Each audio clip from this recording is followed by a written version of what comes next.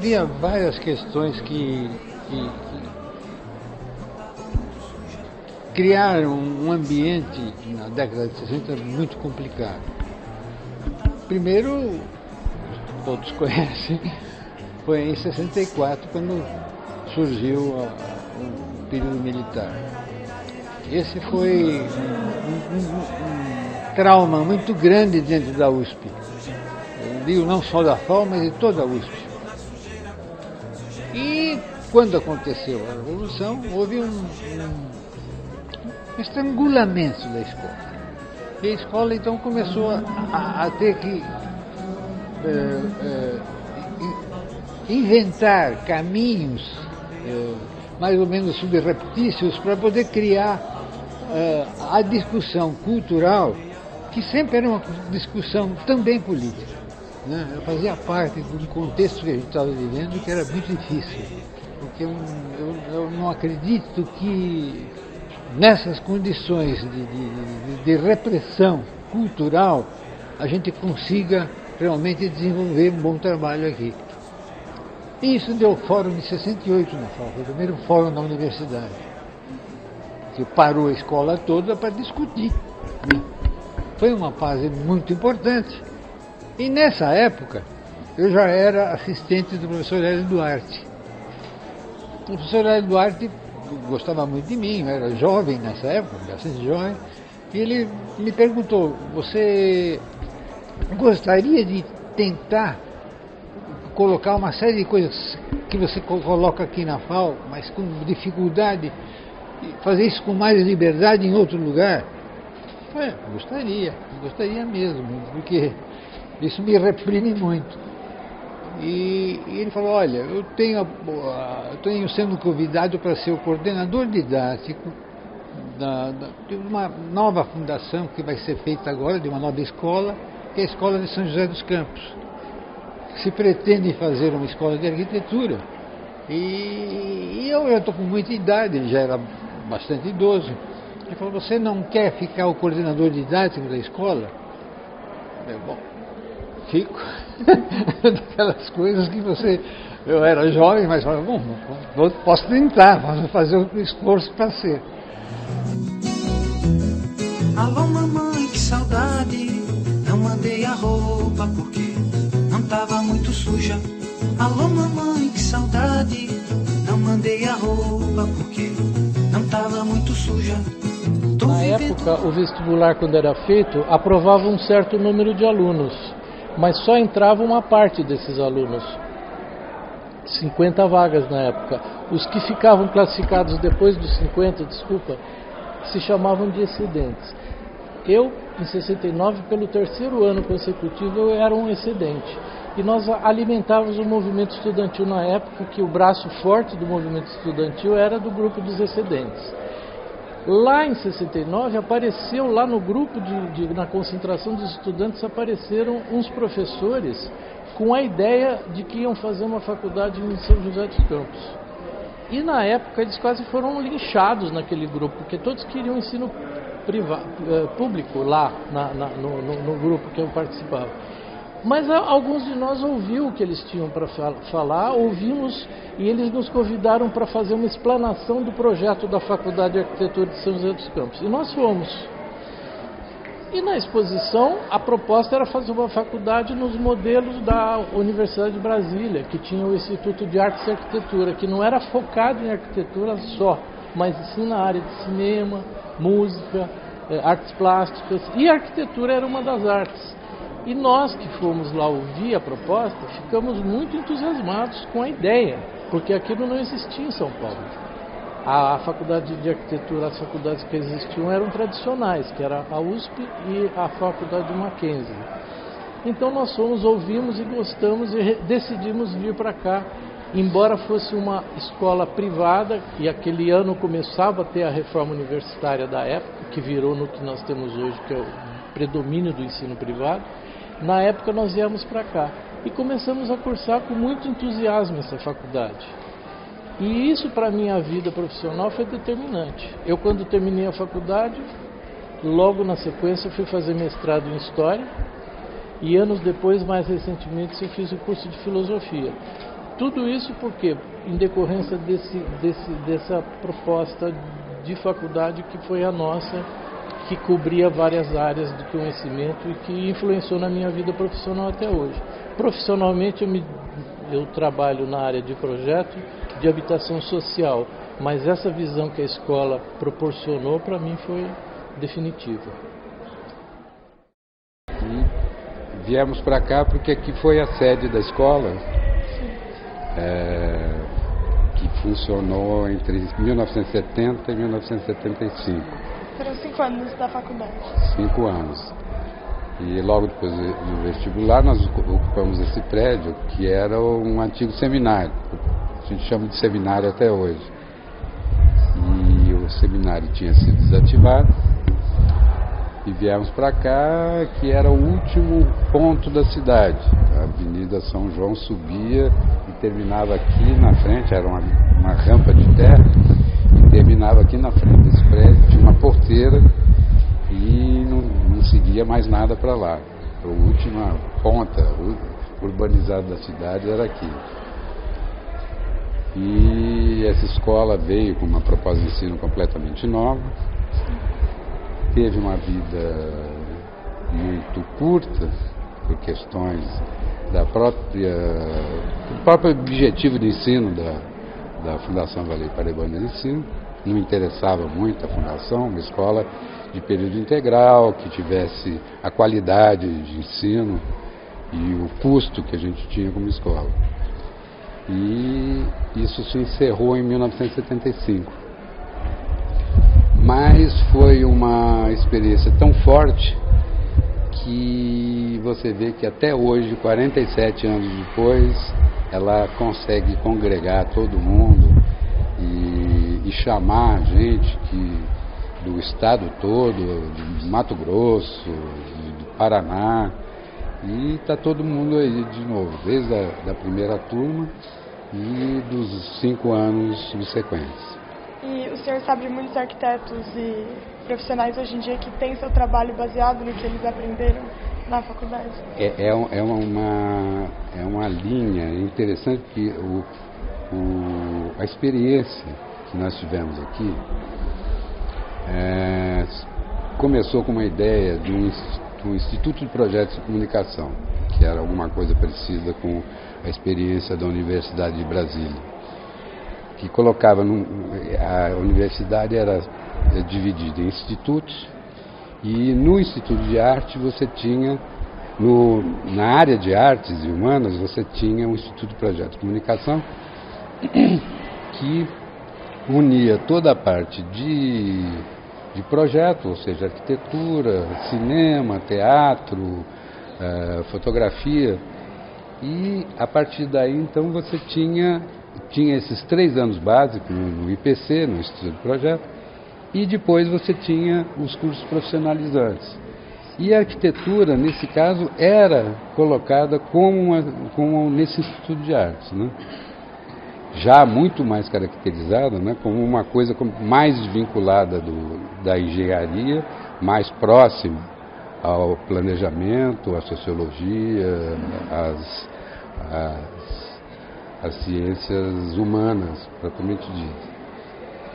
E isso marcou de tal forma o traço dessa nossa geração, e conseguimos reproduzir isso no trabalho que a gente tinha. Você vê que agora, pela experiência, reencontrando os amigos, você vê que eles sempre foram e tiveram uma atuação muito espelhada nessa coisa de você primeiro ter uma fase de conhecimento, onde você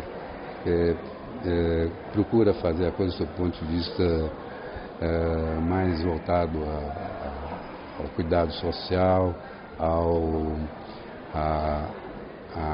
ao projeto, mais ligado ao projeto urbano do que propriamente a solução do problema individual da questão do projeto. Tanto que grande parte dessa geração está fazendo hoje planejamento urbano e não a arquitetura do objeto. Eu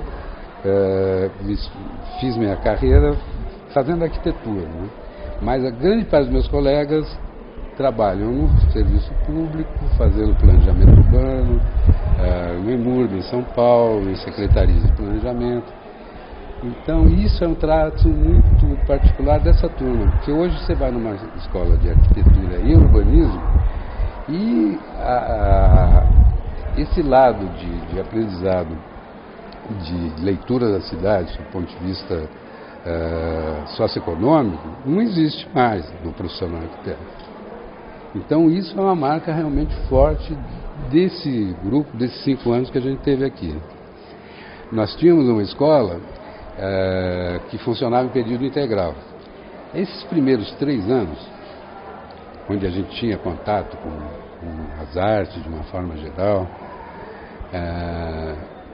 e depois só no 3º ano você tinha a parte profissionalizante, dava tempo, era viável, porque nós tínhamos 8 horas de aula por dia. Então você, do 3º ao 5º ano, fazer um curso de arquitetura praticamente era muito confortável, muito viável, né? Hoje você tem 5 anos numa escola que funciona algumas horas por dia e que não cumpre esse objetivo de formação mesmo. É mais a questão de te dar uma técnica, né? Mas essa coisa de você, do método de abordagem, para conhecimento do problema urbano, até mesmo quando você está fazendo um objeto como uma casa, ou um objeto como uma mesa, um estante, né? A problemática é a mesma. Era essa a ideia que a gente conseguiu passar para esses alunos que estão aqui. E eu tenho esperança que um dia a gente consiga reproduzir isso numa das escolas que estão aqui no Vale. E vocês são muito parecidos com a gente. Essa coisa de fazer esse levantamento. O primeiro trabalho que nós fizemos aqui, a gente vinha do colégio, do cursinho, entramos na escola preparado para ter no currículo normal aula de cálculo, aula de estrutura. Aí os professores reúnem todo mundo e dão uma câmera fotográfica para 10 grupos, dividem, e falam: olha, vocês vão fazer o trabalho de semestre, é um audiovisual sobre a cidade de São José dos Campos. Então nós estamos aqui, esse é o professor de história, esse é o professor de sociologia, esse aqui é o de cinema, esse aqui é o de fotografia. Deram prazo, estabeleceram prazo para a gente fazer um roteiro desse audiovisual. E o tema vai ser São José dos Campos. E saíram trabalhos ótimos, maravilhosos nesse período. Projetar, que vai desenhar a cidade, eu acho fundamental ele ter esse tipo de conhecimento. E uma coisa que a gente também constatou aqui, com a experiência e com o desenvolvimento do aprendizado, é que o arquiteto não é o arquiteto planejador, o arquiteto não é aquela figura que centraliza tudo, que recebe aquela inspiração e que desenha uma cidade, por exemplo, como aconteceu, né? A pessoa desenha Brasília, né?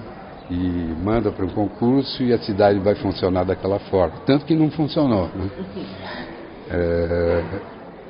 O arquiteto é membro de uma equipe interdisciplinar que vai trabalhar no planejamento e no desenvolvimento da cidade. Ele não é o chefe da equipe, ele é membro dessa equipe. FAUJOCA era a união de faculdades de arquitetura de São José dos Campos, esse Jó de José e K de Campos. Então, aquele negócio de repetir sempre faculdade de arquitetura de São José dos Campos, foi FAU São José, FAUJOCA, e esse FAUJOCA combinou com o temperamento meio de interior que a gente tinha, né? E isso virou assim um apelido comum, né? Quando a gente se referia à escola, falava da FAUJOCA, do FAUJOCA. E é uma forma carinhosa que a gente tem de relembrar essa escola. Eu acho que deveria ser, então, uma visão mais holística da arquitetura, e não unidimensional, mas pluridimensional. E aí, ele falou: então você fica o coordenador didático mesmo. E aí eu comecei a convidar alguns professores que não eram da área de arquitetura. Então, Milton Pelliciotta, o Paulo Bastos, o maestro, agora eu não me recordo o nome, mas eu convidei um maestro musical que era fantástico na época, aquele outro grande cabeça da época também, os nomes a gente esquece, né? Mas eu vou tentar lembrar. Enfim, há várias áreas culturais que não tinham muito a ver só com a formação de arquitetura e que eram fundamentais para fazer arquitetura. Fui convidando esse pessoal e a gente formou um grupo de trabalho para discutir a programação da escola. E quando a gente colocou que era para ser um pouco além da escola de arquitetura, né? Incluir a arquitetura. Então a gente tinha um laboratório de cinema, de música, de arquitetura, de desenho. E isso era uma coisa absolutamente inusitada em escola de arquitetura. A arquitetura era aquela formação mais ou menos estagnada, e todas as duas, e depois mais duas que foram fundadas, tinham esse tipo de estrutura.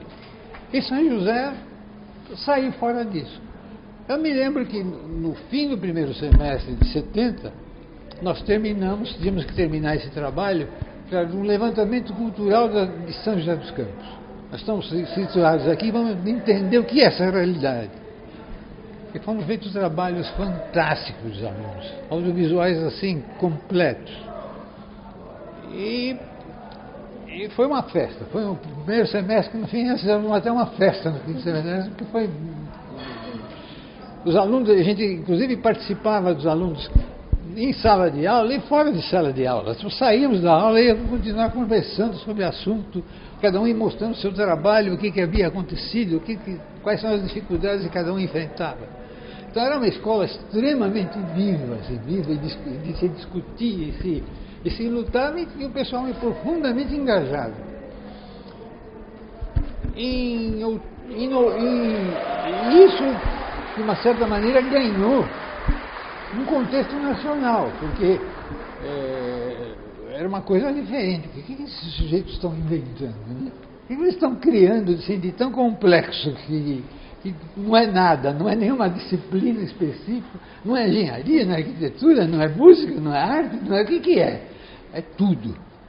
E esse tudo acabou criando um problema político, evidentemente. E aí eu fui chamado, foi em agosto de 70, pelo então ministro da Educação, que era o Jarbas Passarinho, e falou: olha, Zanettini, eu já conheço o Sérgio jovem, mas já conheço as suas incursões. Eu não estou gostando disso e tenho ordens para que isso não aconteça. E eu falei: bom, como não acontece? É um problema cultural, é um problema de formação da juventude. É fundamental que eles entendam a realidade como ela é. E eles, quando foram fazer os levantamentos, todos viam as realidades todas que eram seriam contidas nesse problema. As dificuldades, a falta de cultura, o problema de saúde, tudo era documentado. E isso está muito revolucionário para nós. Eu falei: bom, e daí? Não, pessoal, vou fazer o seguinte. Um primeiro aviso: eu não quero fechar a escola, não pedem para fechar a escola, eu falei: não vou fazer isso, mas um primeiro aviso: você vai ter que sair. Mas por que eu vou ter que sair? Porque você vai ter que sair. Sem grandes explicações. Naquela época você não podia muito falar: por que eu vou sair? Não quero sair, não. E aí foi uma época muito triste, que eu voltei para cá, os alunos se juntaram, souberam disso, e eu vim me despedir dos alunos, falei: infelizmente eu não vou poder continuar. A estrutura toda montada está com vocês, os professores estão aí. Eu saio, mas tudo deve continuar. com mais calma, né? E sem tantas, porque nas filmagens, nos trabalhos, as coisas ficaram muito, muito vivas. Com um pouquinho mais de calma, vocês continuem, porque isso é uma revolução no ensino. E na época já era falado como uma grande novidade do ensino de arquitetura. A turma fala de arquitetura, eu falei, não, de arquitetura não, de tudo. A arquitetura fazendo parte de um mundo de conhecimento. E isso foi muito forte e foi até uma choradeira, essa despedida, porque era uma coisa que emocionava todos nós, inclusive a mim muito, porque eu trabalhei bastante para que a coisa se consolidasse. E depois disso eu soube, eu tive que sair realmente, continuaram os professores, e eu soube que logo depois realmente fecharam a escola e aí foi uma pena. Encontrei depois vários alunos que tinham parado e tinham ido para outras escolas depois, e eles me falaram, olha, não é a mesma coisa e nós temos que refundar essa escola. E o que veio acontecer um pouco mais tarde. E essa escola ficou muito marcada na minha formação, porque era isso que eu queria fazer na universidade e não conseguia. E se vocês pegarem os meus livros todos, vão sentir muito dessa necessidade de uma visão mais holística e sistêmica do mundo para poder projetar de uma maneira mais completa e não ser um específico de fazer coisas bonitinhas ou belas só. É de fazer coisas que são úteis, que são necessárias e que esse país precisa. Precisa de escolas, precisa de hospitais, precisa de indústrias, precisa de cidades bem planejadas, precisa de soluções efetivas em todos os aspectos. E isso é o conjunto da cultura no seu todo. Envolve ciências humanas, ciências ecológicas, ciências ambientais, ciências biológicas, ciências exatas. Tudo isso tem que estar junto. E quanto mais junto e mais integrado tiver, maior será a formação de vocês. Mesmo para executar a sua arte, a sua especialidade. Alô mamãe, que saudade, não mandei a roupa porque não tava muito suja. Alô mamãe, que saudade, não mandei a roupa porque não tava muito suja. Tô vivendo tudo que posso,